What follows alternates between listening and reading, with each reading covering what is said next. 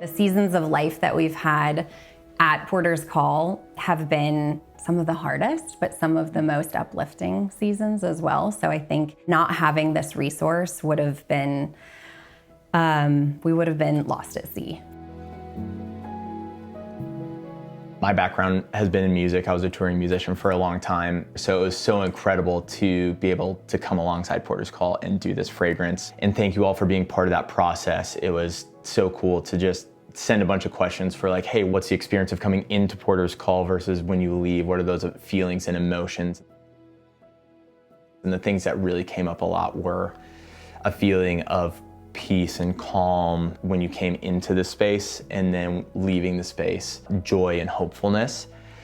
So what I was tasked with was taking those emotions and translating that into a fragrance, because at the end of the day, all fragrance is feeling and emotion. So this candle we named Open Door. You guys have such a unique experience in that you are pouring into these people. So I just want to hear a little bit from you guys of what does the open door mean to you all?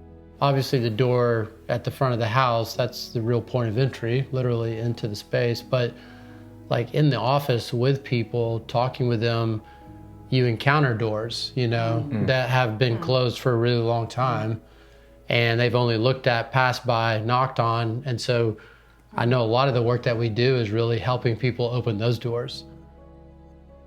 In the way we talk about us as a nonprofit, given that we don't charge for any of our services, you know, whether it's individual, couples, groups, we love that we always say, help us keep our doors open. And so by being a supporter, even buying a candle, people don't realize that they're basically opening the door wider.